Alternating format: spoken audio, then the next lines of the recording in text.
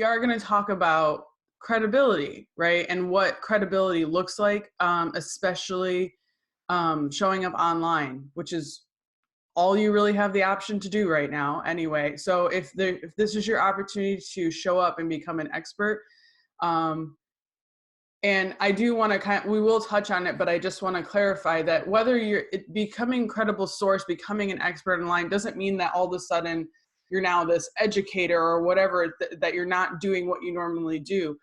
Anyone who's running a business that wants people to hire them on some consistent basis, you need to be seen as some sort of credible source. So this applies to all of you, period, with that. But I'm gonna switch over to you, Juan, just really quick to see if I'll let you kind of help start these a little bit.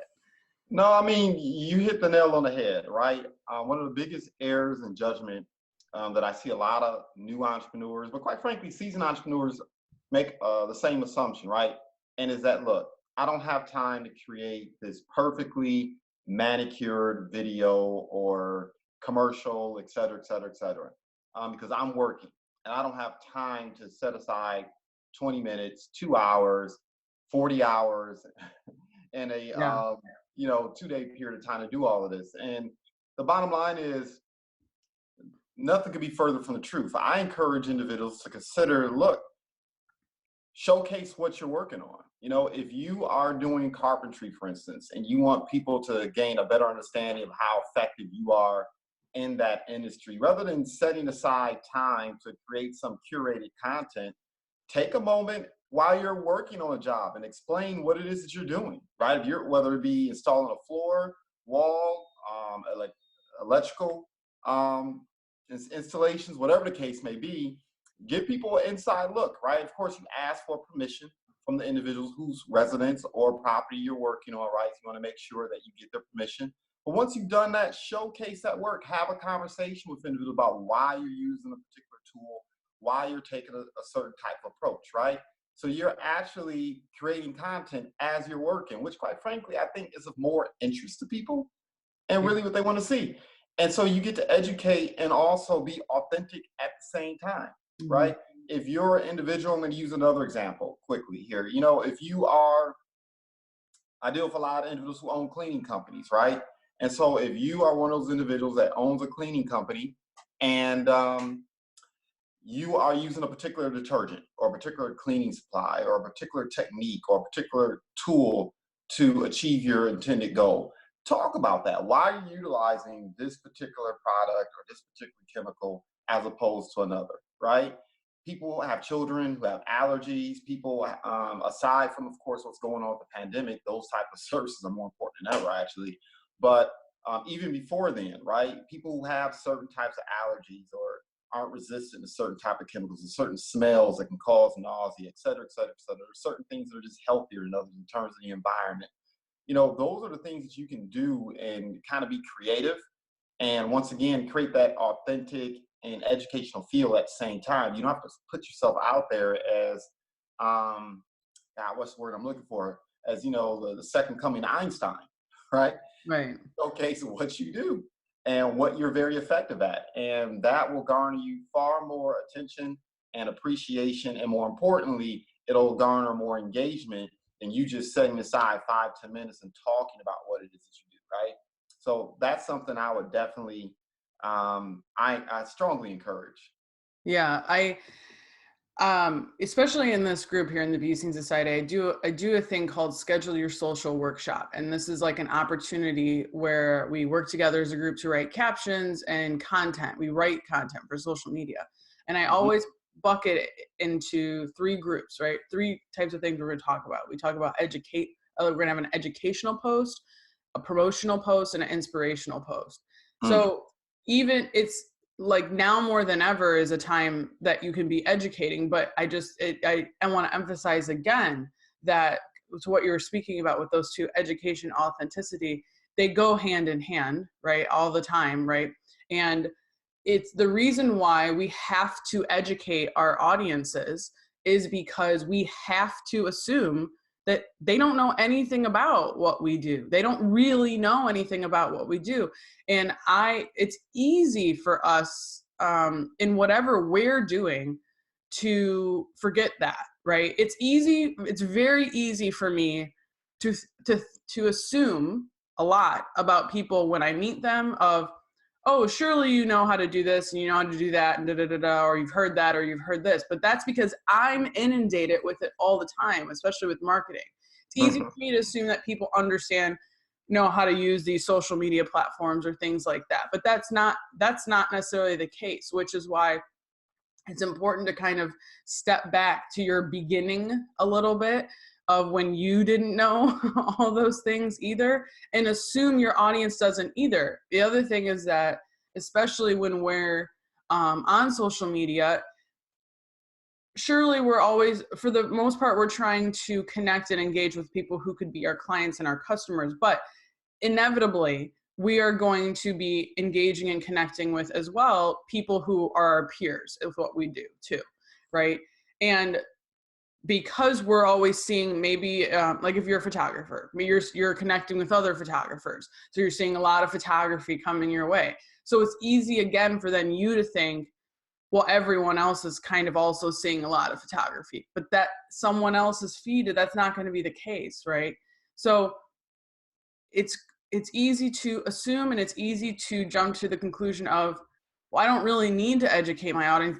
They know, right? They see this all the time. They see stuff like that all the time, but that's just not true. And also, just to be frank, there's a lot of not smart business owners out there who are trying to run businesses that are doing it not as well as you are, right? So if you can show up and show, listen, I understand what I'm doing, I can articulate what I'm doing in an concise manner that anyone should be able to understand, even from that standpoint, that already boosts your credibility up significantly.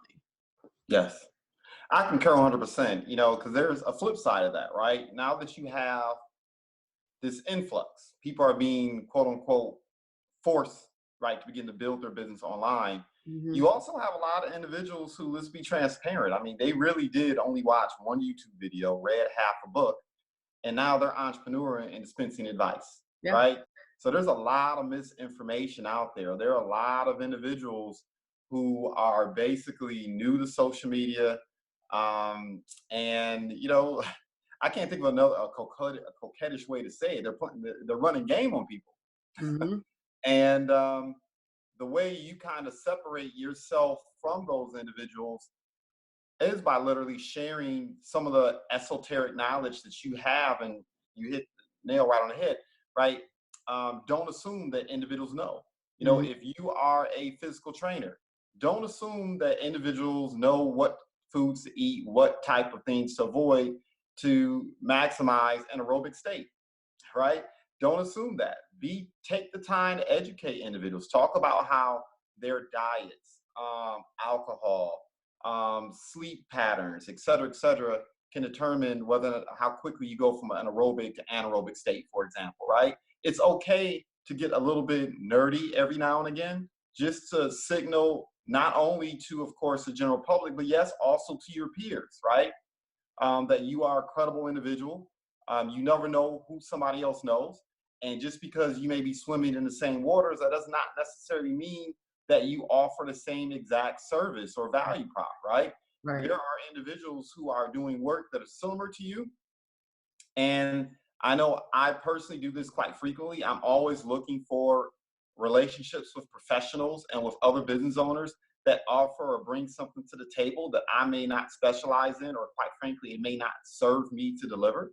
And I do that because I want to make sure that when I'm interacting with other entrepreneurs and small business owners, that I always am viewed not simply as JuJuan Buford, buy this product or service, but that I'm seen as a valuable resource in the ecosystem, right? Mm-hmm. So it's also important to kind of signal, not just to the general public, but also your peers as well. This is my specialization. This is what I do for a living, right? These are the type of services that I provide. So anything that you can post, anything that you can use to curate your online profile that speaks to that is so absolutely important. And you said this time and time again, you don't have to show up perfect. Yeah. Done is better than perfect. Done Yeah, is better than done perfect. is better than perfect. I love that, right? Because once again, individuals are trying to be so cute with it, right? And I just firmly believe that period in time, in terms of marketing to your tribe, so to speak, when you're starting to double down into your buyer persona and that target audience, at the end of the day, they want to know who you are, right? And the Yeah. extent to which you can post content that, once again, showcases your expertise, but also the fact that you're accessible, you're authentic, you really understand what they're going through, particularly during this period, right? Because, the struggle is real right now. And there are just different situations that people did not anticipate having to deal with 2 weeks ago. They're being forced to pivot, they're looking for answers, but they're also, you hit the nail on the head too. And this is something I need to get better at. They're looking for empathy, Yeah. Yeah. right? They're looking for individuals who are actually speaking to their anxieties and their concerns as well. So, that's also an important part when we talk about credibility and authenticity as well, that we all should pay our minds to. Yeah, I think that it's such an important factor. I spoke a little bit more on what does it mean to be empathetic and a little more human without feeling self-indulgent, right? Hmm. Or not appearing self-indulgent. I spoke about that a little more yesterday. But I do think it's important that you have to showcase that side, especially right now, because we're all going through it at various different levels and different emotions, and you don't know what someone who's scrolling through is going to resonate with in that hour, right? But um, some people, I think, confuse empathy with selling from fear, right? And trying to be like you're harping on anxiety in an effort to sell, right? But that's just not what it is, right? That's more of that you're just you're just showcasing who you are and what you're going through just to truly connect with your audience. And it isn't just education, but that also shows that you're a credible source because you can relate to everyone in that Yeah. aspect too. Yes. You talk about this a lot, and I wanted to kind of transition into it because you were briefly touching on it here right at the end, was um, showcasing your profiles as being as a professional, right? Yeah. Can you dive into that on what that really looks like when you're in the digital space? What really, I love it because it's first impressions, right? Our first impressions are made before we even have conversations with people, because for the simple reason that they can Google you. So, Hmm. what can be done to help build up a profile wherever it is online so that it showcases that professional nature? Yes. So, as you're well aware of, we joke amongst each other all the time. And I joke, periodically about this. I don't win on social media when it comes to vanity stats, right? Mhm. I can't, none of my content has ever gone viral. It's very rare that you're going to see more than 5 or 10 likes on any of the content that I post, right? So I'm not winning when it comes to vanity stats. I'm not the popular guy on social media. But what I will tell individuals is that I'm the guy that sets appointments. I post content, and my profile results in individuals giving me a phone call or responding or inboxing me and saying, "Hey, I'd like an opportunity to say hello to you, learn more about what you do, and patronize you." And that's what I really spend my time focusing on, not necessarily trying to go viral or necessarily be popular, but I want to be exceptionally credible. So, how have I created that credibility? Well, number one, and of course, I spend the majority of my time on LinkedIn, so I'm transparent about that. But I think a lot of the suggestions I'm going to share here briefly are applicable across social media as well. But I pay close attention to summaries, right? Yeah. Um, I pay close attention to summaries. The bottom line is your summary is almost like the equivalent of you picking up the phone and you're cold calling. And we all know if you're cold calling someone, you have literally 10 to 15 seconds to make a positive impression, right? If you don't get in with them, if you don't say something that resonates with that person, you're cold calling businesses or entrepreneurs, you're going to get hung up on swiftly, right? Your summary is the exact same thing. People are summary skimming oftentimes. And Mhm. your summary needs to be very clear about who you are, what you do, what your value prop is, right? People are out here getting cute. And I'm all for poems and quotes and, you know, nice emoji pictures and things like that. But look, you have to make sure your summary spells out, once again, why you're there online and why they should patronize you, right? It's just that quick sentence. Almost think about your summary like an elevator pitch, right? Yeah. Not that you should be assaulting people on elevators, right? Pitching them your products and wares, but if someone were to ask you, well, what do you do? Right? Out of the blue, what do you do for a living, if you don't mind? You know, you look really sharp, really smart. What do you do? Your summary wants to answer that, right?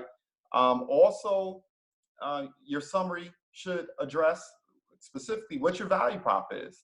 Once again, I'll read some individual summaries and it's like there's this convoluted 4 or 5 paragraphs of self-adulation on there, but it never really speaks to the work that you do, right? How you're actually making an impact in other individuals' lives. That part should be clear and distinct in your summary. You know, I think we talked about this during our last Next Opportunity Social episode, and this was the idea, once again, of making sure that you have recommendation letters, right? That you have referrals. It can be even videos, which I think, depending on the nature of work you're doing, can be highly effective of individuals testifying to the impact that you've made, right? This is what I was going through when I met you. This is what transpired, and this is how you saved the day, right? Having content that kind of speaks to that and tells individuals clearly, look, this is how this individual has been able to benefit others. Something that I'm really big on as well is having a blog, right? Once again, don't assume this is a new day. Don't assume that people are skimming your profile. They're going through it. After they look at your summary and they decide this is one I might want to learn more about, they're doing a deep dive in your profile. So they're looking at your blog, they're looking at your website, or if lack thereof, if you don't have one, they're looking to find other content or evidence that, once again, that you are a credible person. Because once again, the market is being flooded. You have everyone at the same time trying to schedule that next Zoom call, right? Or the thing I can't help but to chuckle about when I see is all of a sudden you have a proliferation of individuals saying, buy my book. Right. Yeah. or buy my video tutorial, et cetera, et cetera, et cetera. So people are, you know, dupe a person once or twice, after that it doesn't happen again, right? They start doing a deep dive. So even if you just want to post a capability statement or a resume on your profile, right, where people can actually see this is specifically how this person has benefited other individuals, those things are so absolutely important. For me, once again, what I prefer individuals to do before I even have a Zoom call with them, before I even have a conversation with them, I invite them to my website. In particular, I invite them to look at my testimonial page, my website. I want them to see plenty of third-party evidence. So I don't have to spend the first 10, 15 minutes telling individuals about my credentials. I don't want to spend my time doing that, right? I'll share a video or I'll share a page where individuals speak specifically about my skill set. I'll invite individuals to look at my blog where they can see the content that I've been publishing, particularly content that's related to the reason why they're seeking me out or the interest they may have in the first place, right? These are the types of things that I will do to create credibility before I even jump on a Zoom call with someone or engage them in depth, right? That way I'm not in a situation where I'm selling. I'm in a situation where I can actually ask questions and learn about what's transpiring with them and be a person that posits solutions. You know, there's something else I'm thinking about too, right? Because I see this a lot and we talk about it all the time, but this idea of showing up in people's inbox, Yeah. that also says a lot about you too, right? I can't tell you how many times I wake up in the morning, I check my inbox, I have about 10 messages of individuals basically pitching a product or service, and I can tell it's obvious to me they haven't even taken the time to look at my profile to find out whether I even have an interest in it, Yeah. right? That's my favorite thing. It's my favorite thing to talk about when people are like, how do I make these connections? How do I engage with people? How do I have conversations? I'm like, well, how do you do this in real life? You know, Yeah. social media is the same way. So like, for example, I always tell people, you need to reply to people. You need to respond to people. If someone leaves you a comment, someone sends you a DM, whatever, message, as long as it's not spam or it's clearly just a waste of time, you need to be responding to it, because I show them visually what happens. If someone's like, hey, oh my gosh, I really love your stuff, and then you go, that's what you're doing. That's what you're doing when you're not responding to people. That would be the human equivalent of that, right? And that feels extremely awkward and weird and makes you appear like, what, are you better than someone because you can't reply to them? That's what it feels like, and it feels the same way online, right? But it's the same aspect of when someone shows up in your inbox and is like, let me just hurry up and sell you this, or let me, it's like it'd be the equivalent of someone walking up in the street and be like, oh my gosh, let me sell you my book, blah, blah, blah, blah. Like, you don't know their name, you never met them, you've never had a conversation with them. Why would that work online? It doesn't work in real life. It's not going to work online. Not at all. Not at all. To get even further underneath the roof, right? And just get gritty with it. Something that I encourage individuals to do. And it's something that I'll do, right? So I'll actually take the time and I'll read a person's summary. I'll read an outline of the services they provide. And literally, just as if, like you said, if I was at a coffee shop, I mean, it literally sounds like this. Hi, my name's JuJuan Buford. I took a moment to look at your summary. I saw this is your background, this is your profession, this is your trade. I see you distinguish yourself in A, B, C, and D way. And look, I congratulate you, right? I know you're working in a competitive environment. Look, by the way, I utilize this platform to network with other professionals or other entrepreneurs like yourself, right? And here's the thing. If you don't mind me inquiring, what's most important to you at this stage of your business? What's most important to you at this stage of your profession? What's most important to you at this stage of your education development? What's most important to you, right? The key word here. What's most important to you?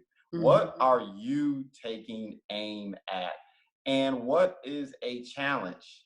Or how may I be of service to you? What is a challenge I can help you address, right?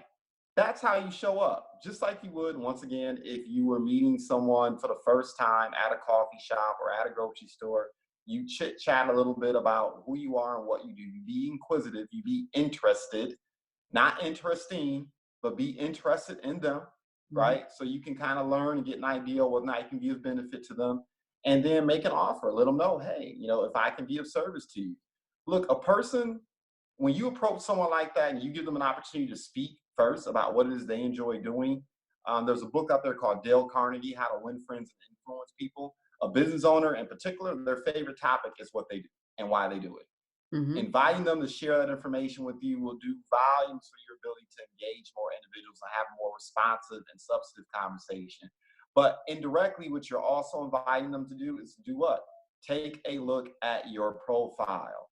That's what they're going to do. They're going to double back and then say, okay, you want to help me? Let me look at your profile right quick and see whether or not you're credible, right? See whether or not you have the capacity to do this work for me.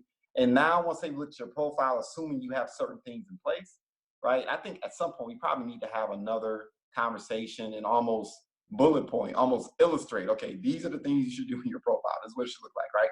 Yeah.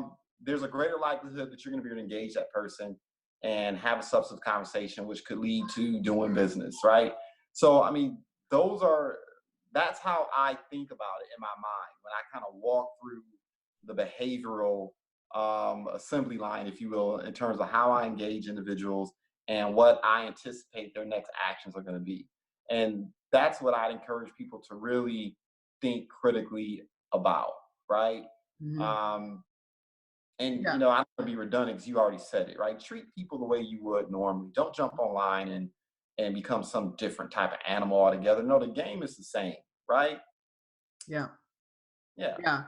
And then, all that together with showing up with credibility and being this professional person, being this expert of a person, none of that's going to work unless you have some consistency behind doing that, right? And so one thing I've really noticed, especially right now with the pandemic and small businesses that had one day basically to figure out how to keep themselves alive and running. The ones that I'm seeing that are still doing, there's a lot of factors for which businesses are doing well and which aren't, right? A lot of us are closed, so that has part of it to do with it. But the one that's also not necessarily true. Like, for example, I do marketing for a hairdresser, specifically one woman, right? And she can't work right now. Obviously, she's closed or whatever. She can't be in her salons and stuff like that. But she's made almost $1,500 in a day, right? Yes, between yesterday and this morning, because we sold like gift cards at a discount, not a steep discount. It was a very limited discount. Didn't matter. People had money they were willing to support, right? Regardless, that wouldn't have been effective if I had not, or we had not already established a consistent social media presence that people's eyes would have seen it, and a consistent email marketing practice that people's eyes would have seen it. So the businesses I'm seeing that are able to either come up with something creative or still run and do what they do already had established some level of consistency, right? Of showing up online, where sure, any other day we're glossing through it. Oh, yep, there's them. We're scrolling through it, whatever. We may not even be engaging with it, but we're seeing it every day. We're seeing it every day if we are liking their page or profile or whatever, right? And I also saw a lot of businesses that very much applied the done better than perfect, because their social media, to be honest, was a mess, right? But they still showed up. And now, because they have become subconsciously, they were at the forefront of everyone's mind because they were already there. When someone panics, when someone freaks out, when someone's like, oh, I need this right now, I need this thing right now, they thought of those people first because they consistently showed up, right? They've already established some sort of audience that pays attention at some level. So now when everyone is super hyper paying attention to everything, because everyone's screen time is way up, they are thriving. They are thriving in their own respect, right? Whether that's like restaurants or business, things like that, right? I know everyone can be struggling to their own respect, but the proof for me has been anyone who already was showing up at some consistent level is able to still keep going right now, rather than a lot of people who all of a sudden weren't showing up. They didn't put as much weight into being this resource, or showcasing what they do online. They're trying to do that now, right? And there's nothing wrong with doing that now. If you have not been doing it, now is the time, and taking the time to develop some sort of consistency with what you're doing. But just know that takes time. It takes time for people to realize you are showing up consistently, and for your stuff to work. It can take months, right? So you can start doing that now, but you need to understand that when you're coming out of this, when we come out of all of this, you got to keep maintaining that, right? Because I never want anything like now to happen ever again, but we don't know. We can't guarantee. So shit could hit the fan again for a whole other bunch of different reasons. And clearly what we do, and unless the internet goes down, and that's a different problem, but if we all retreat, if we all go to digital space, if you've been showing up consistently in that way, you're going to be okay. Yeah, I concur 100%. And that's who I really want to speak to at this moment. For those business owners that did not take the time to curate an online presence, right? Look, I think about it like this, right? Thankfully, my family does not eat fast food. We stopped eating fast food a long time ago. But I remember there was a time where we did. And I think about McDonald's, right? Think about these McDonald's commercials. And I remember back in the day, you'd wake up in the morning, if you were listening to the radio or watching television, you were going to hear about 2 or 3 McDonald's commercials, right? And McDonald's spent that money on that quick 20-second or 30-second spot first in the morning not because they believe you're going to get McDonald's right then and there because you heard that commercial, but they were putting money in the bank. In other words, they were planting a seed. McDonald's knew that by 2, 3 p.m., you will yourself had heard about 3 or 4, maybe even 5 McDonald's commercials, or 3 or 4 or 5 McDonald's jingles, right? And then your kids get in the car, they see the golden arches, they hear a couple of commercials, and now they're screaming McDonald's. I want that fry, I want that Happy Meal, I want a Coke, et cetera, et cetera, et cetera. And as a parent, you turn around and say, no, we don't do fast food. We're not doing McDonald's. Get that out your head. We're going to cook, right?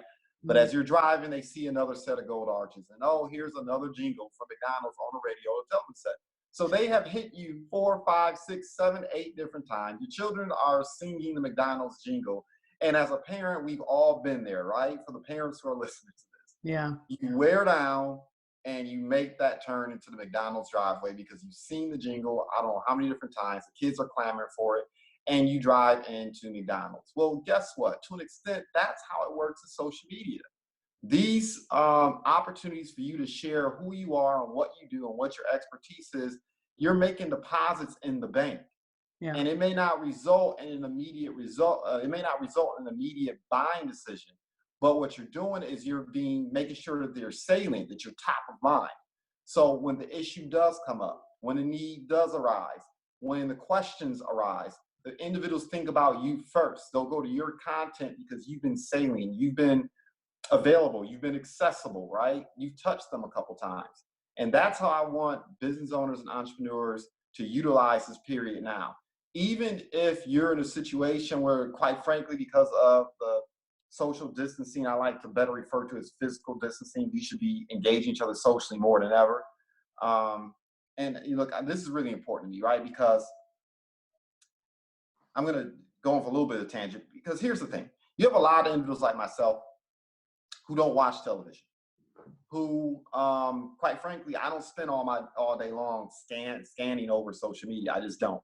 I'm very careful about the information I consume. I'm very careful about the content I consume. I try to avoid negativity. I try to avoid things that just don't feel right with my soul and still my assertiveness, right? Mm-hmm. So, especially in the world we live in today, where people were more, we are more isolated in some respects, right? Because of that, people need interaction. You need to be texting, calling people, sending them videos, doing Skype, Zoom, whatever tools you want to utilize, right?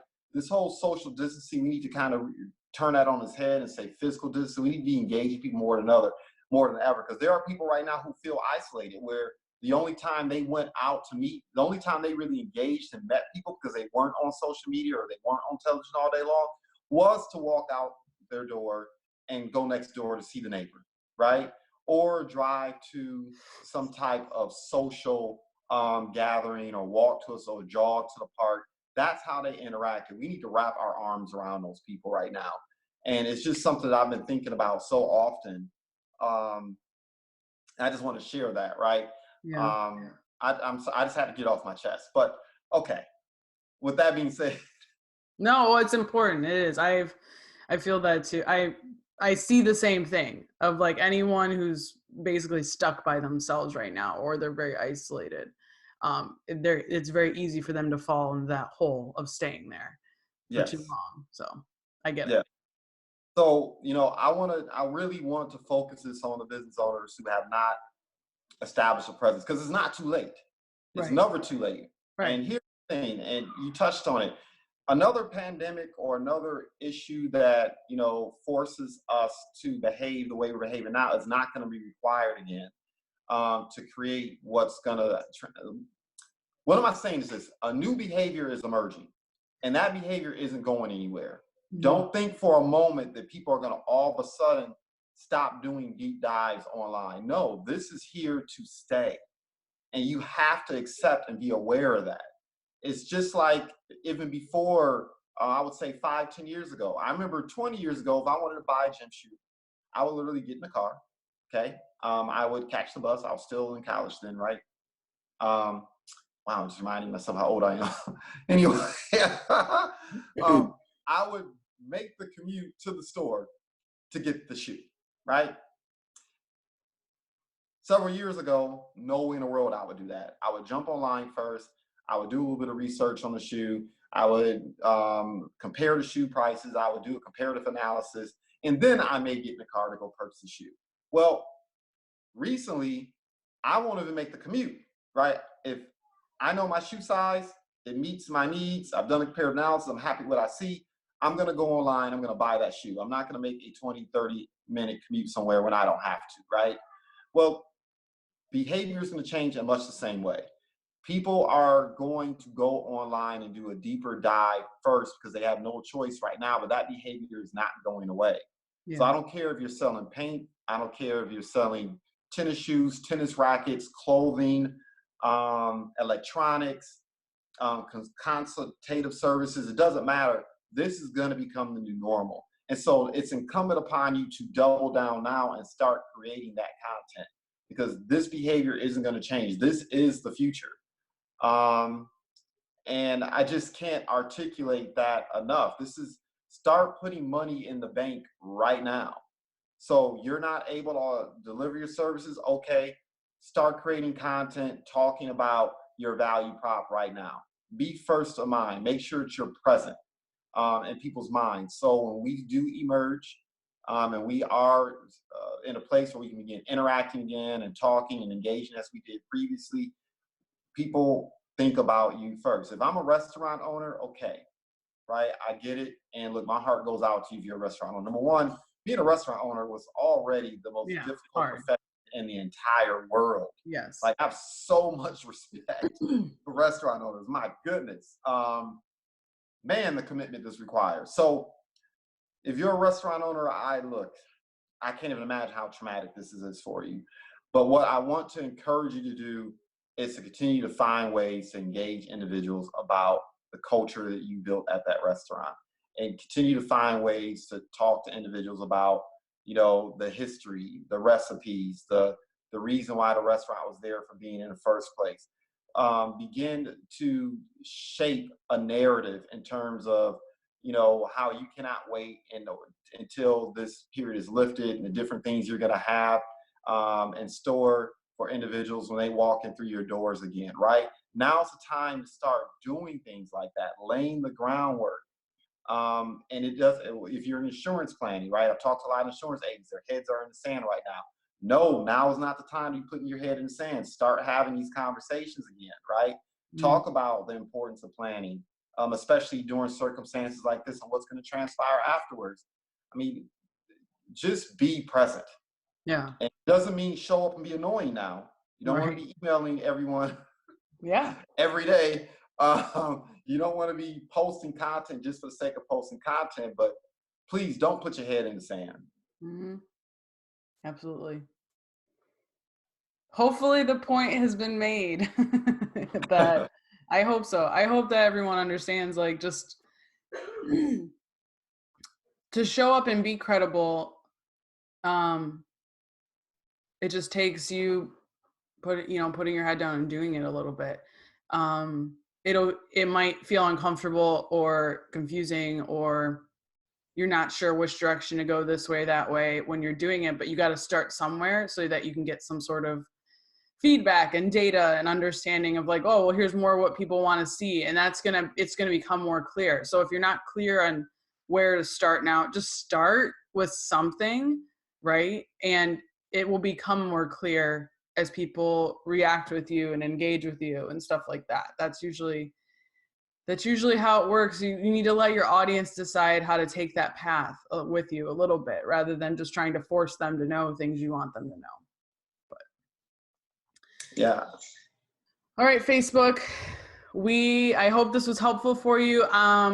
We will be doing more chats like this on a variety of different topics. We are going to have one coming up on resources for you as business owners, as freelancers, as entrepreneurs, on what you can take advantage of to help you sustain your business financially.